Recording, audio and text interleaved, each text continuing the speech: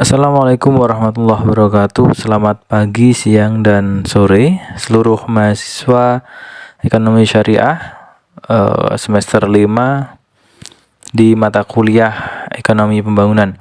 Di pertemuan kali ini kita akan belajar bersama tentang Transnational Corporation atau TNC dalam perekonomian Indonesia dan perekonomian global.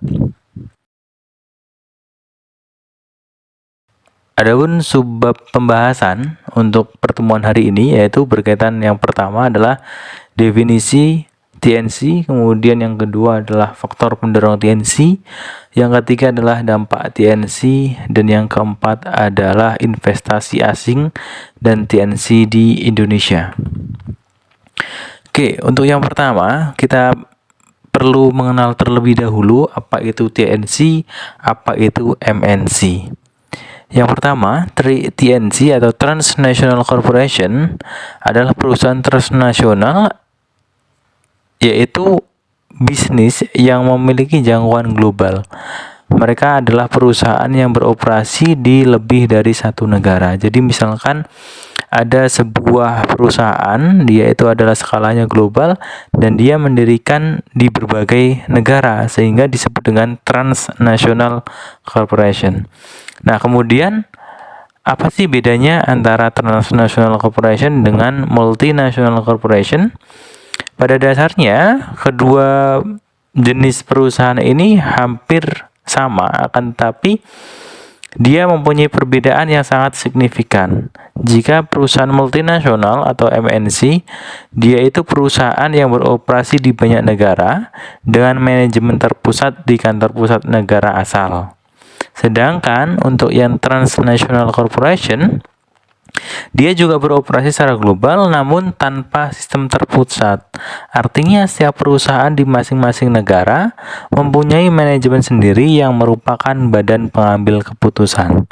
Sebagai contoh, ada dua macam perusahaan, yang satu adalah McDonald, dan yang satunya adalah Coca-Cola. Nah, kalau kalian cermati bahwa McD atau McDonald itu adalah dia perusahaan transnasional, ya, karena perusahaan itu dia mempunyai manajemen sendiri. Artinya McD di Indonesia dia punya manajemen sendiri, McD di Thailand dia punya manajemen sendiri, dan lain sebagainya. Nggak mengekor di negara asalnya. Sedangkan Coca-Cola adalah perusahaan multinasional, MNC. Nah, karena di Coca-Cola itu sendiri dia punya manajemen yang terpusat, yaitu di negara asalnya. Oke, itulah perbedaan antara TNC dan MNC. Kemudian kita mengenal TNC lebih lanjut bahwa di perusahaan-perusahaan TNC dia itu mendominasi pasar produk dan faktor global dengan kepemilikan dan produksi di setidaknya dua negara yang berbeda. Mereka menggunakan rantai produksi di mana bahan baku diperoleh dari satu negara, kemudian diproduksi di negara lain, dan dikemas serta dipasarkan di negara ketiga. Seperti halnya contohnya itu ada di dekat kita, bahwa kita mengenal ada pabrik yang namanya SGI, dia memproduksi untuk sepatu Converse, ya, sepatu Converse. Kemudian dia produksi di Indonesia, kemudian dia jual kembali ke Korea atau di pasar global. Oke. Kemudian perkembangan TNC. Jadi di Indonesia sendiri sejak awal 90-an jumlah TNC meningkat dari 38.000 menjadi 104.000. Nah, hal ini didukung oleh kebijakan pemerintah pada waktu itu. Jadi pada waktu itu pemerintah membuka keran investasi sebesar-besarnya untuk perusahaan-perusahaan asing agar dia mau menanamkan modal, dia mau mendirikan pabrik, mendirikan industri di Indonesia. Nah, selain itu juga disebabkan oleh perbaikan dalam teknologi komunikasi dan transportasi yang memungkinkan perusahaan lebih mudah menggunakan ekonomi yang jauh di seluruh dunia. Saat ini di Indonesia banyak TNC yang beroperasi dengan dampak besar pada standar hidup dan perkembangan ekonomi. Jelas ya, artinya bahwa ketika TNC atau industri dari luar negeri kemudian masuk ke Indonesia, tentu akan memberikan dampak positif terhadap perekonomian.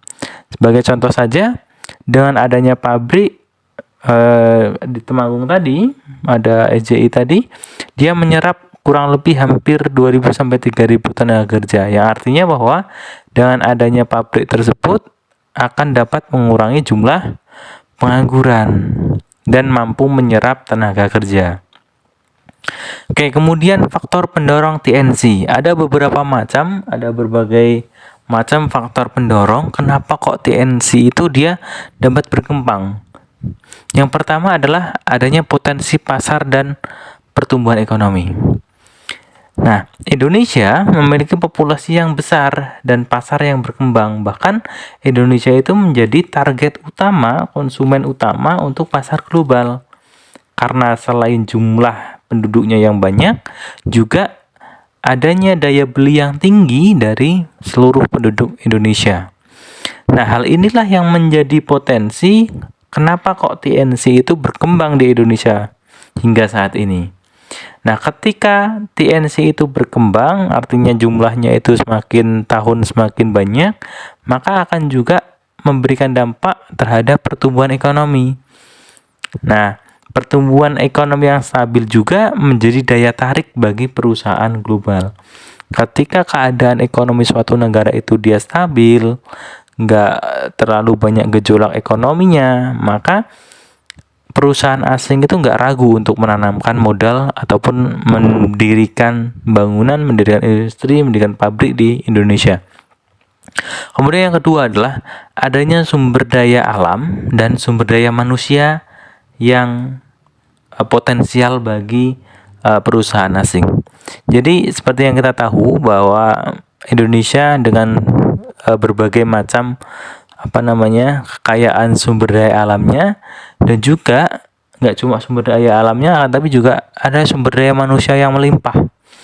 Artinya bahwa banyak sekali masyarakat Indonesia itu yang membutuhkan pekerjaan, dan tepat apabila perusahaan-perusahaan transnasional itu dia mau untuk mendirikan perusahaan di Indonesia, sehingga hal itu menjadi daya tarik tersendiri bagi perusahaan transnasional, khususnya adalah di negara-negara berkembang seperti di Indonesia, karena sumber daya manusianya, SDM-nya itu tergolong lebih murah dibandingkan dengan apabila si TNC tadi mendirikan pabrik di negara maju.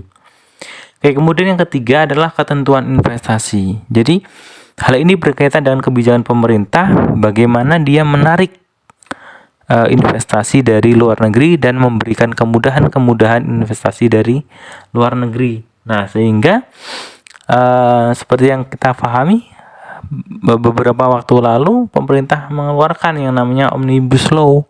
Tujuan dari Omnibus Law itu adalah agar ketentuan investasi atau persyaratan investasi itu tidak berbelit-belit, sehingga investasi itu akan banyak masuk ke Indonesia. Kemudian yang keempat, adanya faktor infrastruktur dan teknologi. Jelas bahwa ketika terjadi peningkatan infrastruktur dan teknologi di suatu negara, tentu akan memudahkan untuk negara asing untuk mendirikan TNC karena didorong oleh infrastruktur dan teknologi tadi gitu. Kemudian yang kelima, adanya keamanan dan stabilitas politik. Ketika suatu negara dia itu ekonominya aman, stabil, kemudian stabilitas politiknya itu aman, nggak ada teroris, nggak ada minim bentrok lah, itu akan menjadi daya tarik selain yang tadi disampaikan. Jadi 5 hal tersebut yang menjadi faktor pendorong TNC kenapa kok bisa berkembang di Indonesia khususnya. Oke, kemudian yang selanjutnya adalah dampak positif dari TNC. Jadi, Transnational Corporation itu dia memberikan dampak yang besar terhadap perekonomian, terhadap standar hidup suatu negara. Yang pertama, dampak positifnya adalah peningkatan lapangan kerja dan stimulus ekonomi dalam perekonomian. Peningkatan lapangan kerja meningkatkan tingkat pendapatan sehingga dapat menyuntikkan uang ke dalam ekonomi. Ketika dia itu menyuntikkan uang dalam ekonomi, maka akan meningkatkan permintaan. Ketika permintaannya meningkat, akhirnya akan mendorong pertumbuhan ekonomi secara umum. Artinya, ketika orang itu bekerja, yang tadinya itu menganggur karena kurang lowongan pekerjaan, kemudian muncul TNC, kemudian dia mampu bekerja, maka otomatis dia mendapatkan gaji. Ketika dia mendapatkan gaji, maka dia dapat melakukan kegiatan ekonomi. Nah, dari kegiatan ekonomi itu dapat menjadi penggerak perekonomian nasional. Kemudian yang kedua adalah mampu meningkatkan investasi. Jelas ya, ketika TNC itu masuk ke dalam Indonesia, masuk ke wilayah Indonesia, maka investasi itu akan naik, ya. Nah, sehingga dapat meningkatkan pertumbuhan ekonomi baik di wilayah maupun di nasional. Seperti halnya ketika suatu wilayah yang awalnya itu dia merupakan daerah agraris, kemudian ada beberapa perusahaan yang ingin masuk ke daerah tersebut, maka dia memberikan sumbangan perekonomian terhadap daerah tersebut sehingga mampu memberikan peningkatan pertumbuhan ekonomi di daerah tersebut. Oke, kemudian yang ketiga, untuk bisnis lokal membantu bagian operasi TNC. Artinya bahwa ketika TNC itu dia membutuhkan bahan baku, yang bahan bakunya itu berasal dari alam, katakanlah ya. Nah, di situ menjadi peluang bagi bisnis-bisnis lokal untuk menjadi pemasok, menjadi rantai pasok untuk industri kecil. Artinya dia mampu memasok bahan-bahan baku atau bahan setengah jadi ke TNC tadi. Nah, dari sini muncullah yang namanya simbiosis mutualisme. Artinya si industri kecil, industri lokal itu dia diuntungkan karena adanya TNC, TNC juga diuntungkan karena adanya industri kecil. Kemudian yang keempat, mendorong perdagangan internasional. Nah, TNC jelas karena TNC kan merupakan transnational corporation, jadi adanya perusahaan asing yang berdiri di Indonesia tentu akan mendorong perdagangan internasional karena produk-produk yang dihasilkan TNC juga kembali ke pasar internasional. Kemudian yang kelima adalah peningkatan hasil pendidikan. Karena TNC membutuhkan pekerja yang terampil. Selain itu juga ketika negara asing, ketika pendirian TNC itu ada yang namanya CSR. Nah, CSR itu dia juga berkewajiban untuk meningkatkan taraf hidup, standar hidup untuk masyarakat yang ada di sekitar perusahaan. Nah, kalau kalian tahu bahwa TNC itu berbagai macam ya, kayak Coca-Cola, Danone, kemudian Unilever dan lain sebagainya. Banyak sekali TNC yang masuk ke Indonesia. Oke, kemudian selain dampak positifnya, TNC itu juga memberikan dampak negatif terhadap perekonomian Indonesia khususnya. Yang pertama, bahwa kita kenal yang namanya teori ketergantungan. Jadi, menurut teori ini bahwa TNC ketika masuk ke suatu negara, TNC itu hanya mengeksploitasi pekerja dan sumber daya alam di negara berkembang. Jadi pengembangan diri TNC dan lebih luas kapitalisme untuk mencari keuntungan dan mendehumanisasi dunia di sekitarnya. Artinya bahwa ketika TNC itu masuk ke suatu wilayah, dan wilayah yang disasar itu mayoritas adalah negara yang berkembang. Kenapa kok negara berkembang? Karena upah mereka itu lebih rendah dibandingkan dengan negara yang maju. Nah, dari situ dikhawatirkan nanti muncul yang namanya eksploitasi tenaga kerja, dan di sisi lain yang mendapatkan keuntungan yang lebih tinggi itu adalah TNC-nya, industrinya, sehingga muncullah konsep kapitalisme di situ. Kemudian yang kedua, meningkatkan persaingan usaha, ya. Jadi dengan adanya TNC masuk ke suatu wilayah, suatu negara, tentu bisa menjadi dampak bagi perusahaan-perusahaan yang lokal. Artinya katakanlah perusahaan A dan TNC itu dia memproduksi barang yang sama. Nah, tentu menjadi pesaing baru untuk si perusahaan yang A tadi. Kemudian yang ketiga, yaitu dampak negatifnya adalah memperkuat dominasi asing di perekonomian.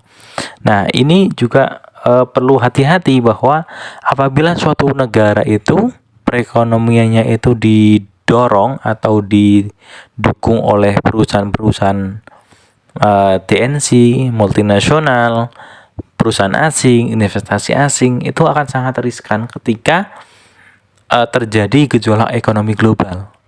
Nah, ketika terjadi gejolak ekonomi global, yang dikhawatirkan adalah terjadi seperti kasus 98, bahwa perusahaan-perusahaan asing itu menarik diri uangnya kembali ke negara asal. Nah, ketika TNC terlalu banyak di suatu negara, yang dikhawatirkan itu terjadi lagi. Artinya perekonomian dikuasai asing dan perekonomian itu akan menjadi lemah. Gitu.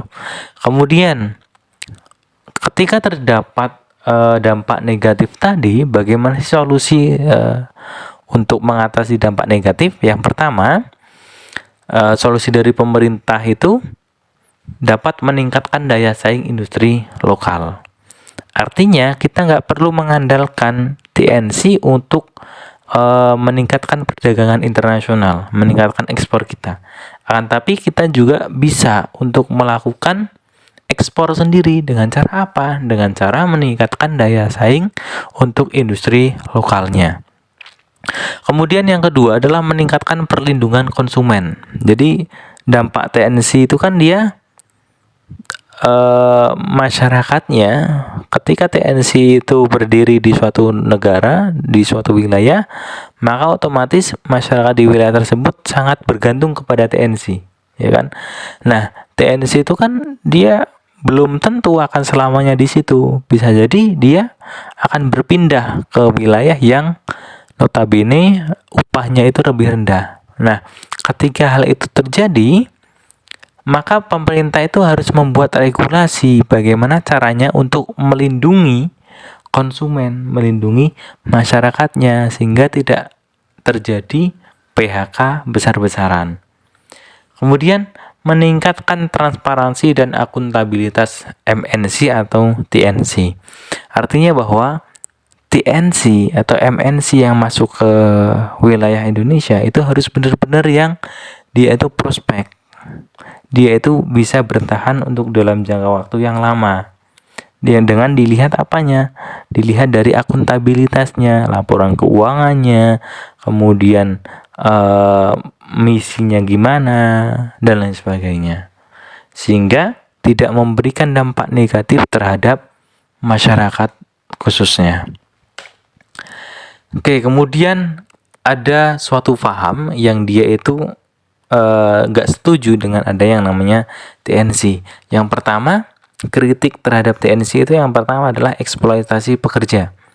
Nah, kondisi kerja seringkali buruk, tidak aman, dan mereka bekerja selama berjam-jam dengan bayaran yang sedikit. Artinya, di perusahaan-perusahaan TNC itu memang untuk porsi kerjanya memang lebih berat dibandingkan dengan perusahaan-perusahaan yang emang itu nasional gitu. Jadi karena adanya tuntutan untuk produksi harus sekian, kemudian harus kejar target, harus untuk memenuhi kebutuhan pasar global, sehingga ditakutkan atau dikhawatirkan akan terjadi eksploitasi terhadap pekerja. Kemudian yang kedua adalah kerusakan ekologis atau penghancuran lingkungan dengan sengaja. Nah, ini yang dikhawatirkan apabila perusahaan TNC itu dia mempunyai hak ataupun kewenangan untuk mengelola sumber daya alam di wilayah tersebut. Ketika hal itu terjadi, dikhawatirkan bisa menghancurkan lingkungan ataupun merusak lingkungan dengan tanda kutip dengan sengaja gitu loh.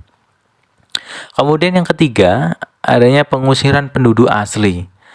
Sebagai contoh ada di Shell, sebagai contohnya pabrik Shell yang ada di Nigeria dan Oceana Gold yang ada di Filipina.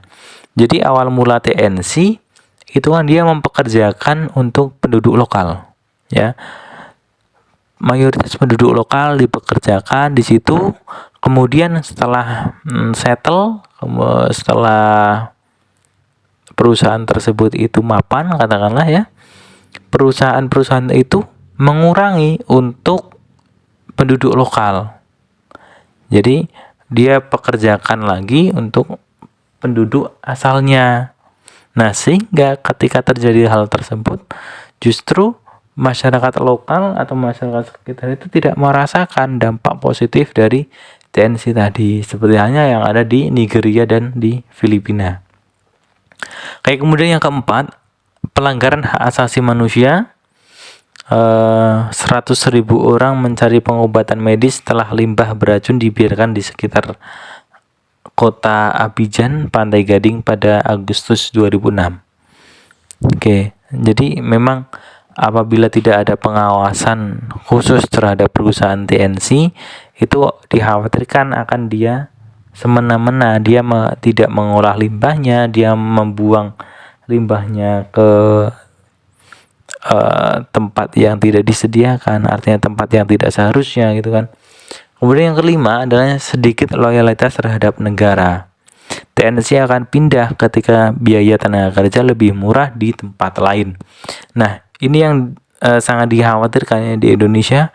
Jadi TNC datang ke Indonesia dengan iming-iming bahwa tenaga kerja di sini murah dibandingkan dengan di daerah lain. Seperti halnya beberapa pabrik di daerah Cikarang dia sudah berpindah khususnya ke daerah Jawa Tengah, kemudian di Jawa Timur ya, yang notabene UMR-nya itu lebih rendah dibandingkan dengan yang ada di Cikarang, bahkan setengah dari yang ada di Cikarang. Nah, dikhawatirkan ketika hal itu terjadi, artinya perusahaan itu hanya memikirkan keuntungannya saja, dia bisa mendapatkan tenaga kerja yang lebih murah, sehingga dia bisa semena-mena untuk meninggalkan daerah tersebut dan berpindah ke wilayah lain yang notabene UMR-nya lebih rendah.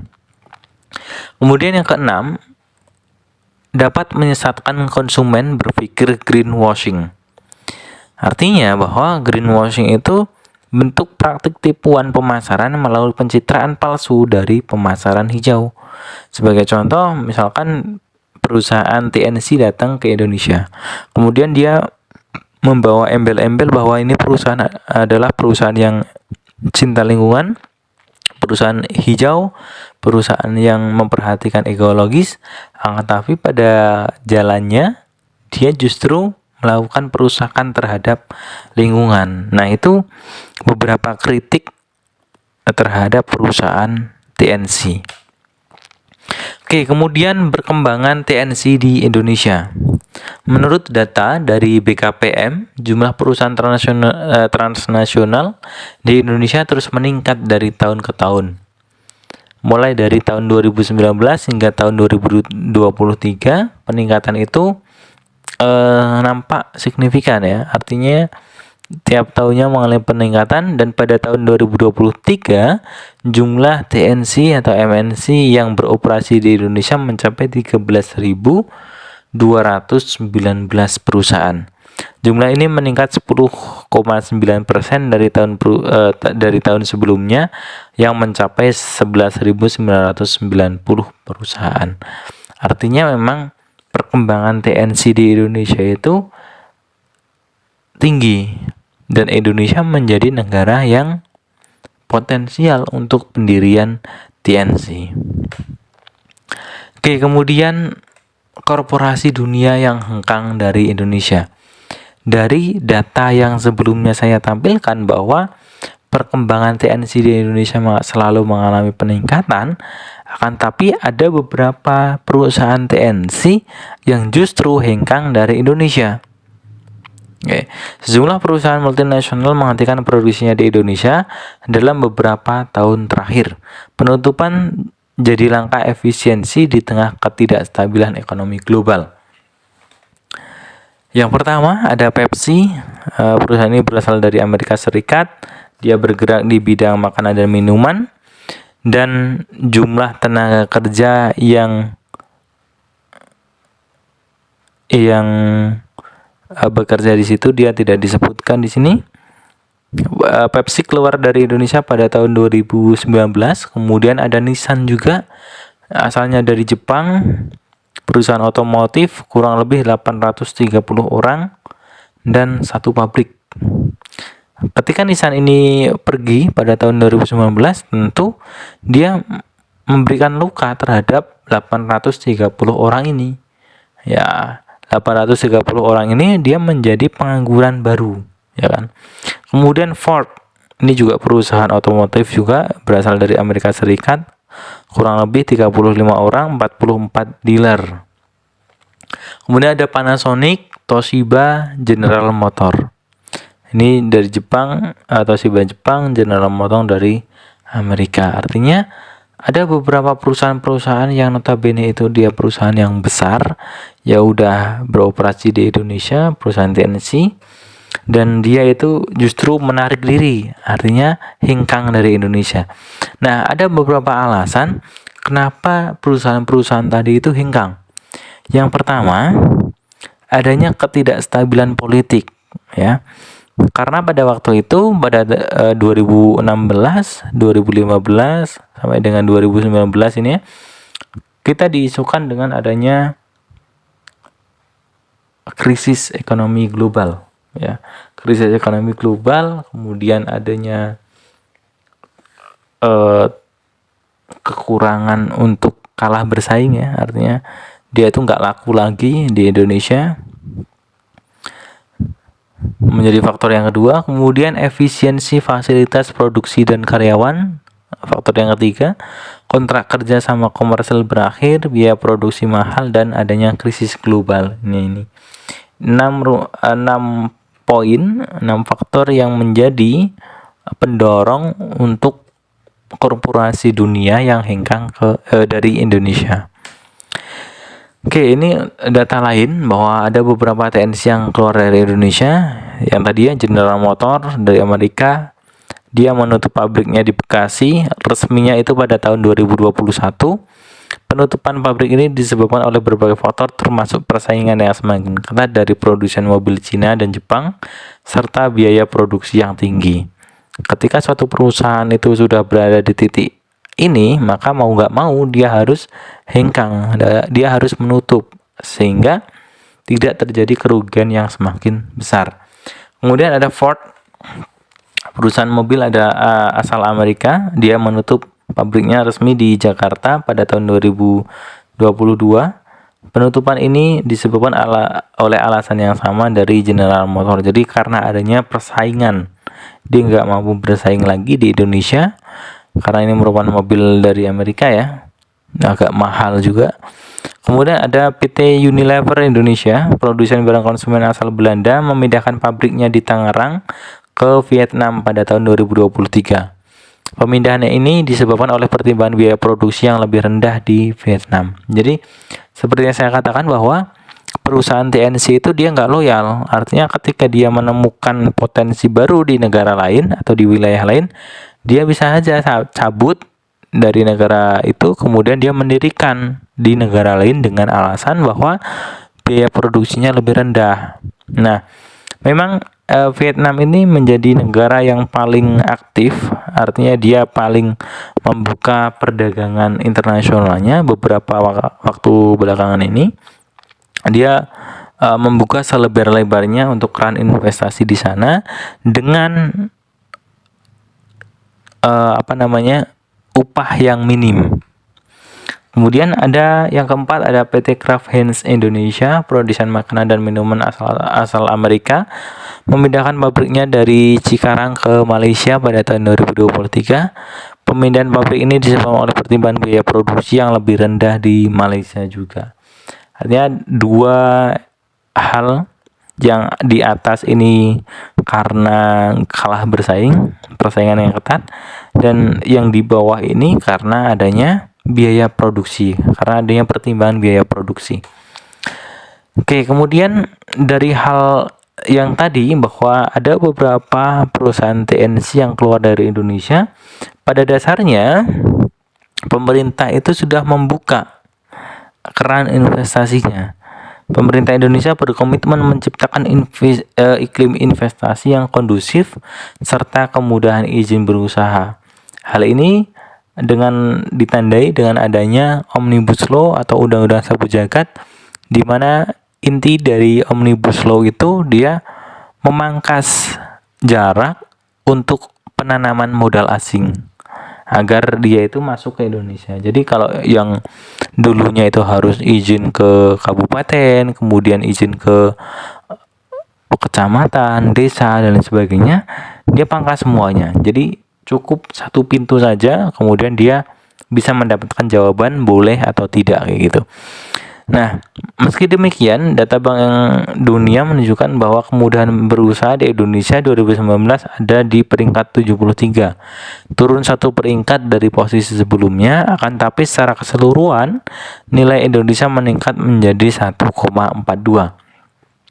Nah, ini yang merupakan data kemudahan berusaha di Indonesia pada tahun 2019. Untuk yang warna hijau ada tahun 2018, dan warna kuning dinilai pada tahun 2019. Jadi kemudahan berusaha, memulai bisnis, izin konstruksi, mendapatkan aliran listrik, dan lain sebagainya, bahwa Indonesia itu sudah cukup bagus. Artinya Indonesia welcome terhadap investasi asing agar dia itu mau masuk ke Indonesia. Oke, mungkin cukup sekian untuk pertemuan hari ini. Kalian bisa baca-baca di buku Lincoln Arshad untuk memperkaya sumber referensi. Sekian dari saya. Akhirnya, assalamualaikum warahmatullahi wabarakatuh.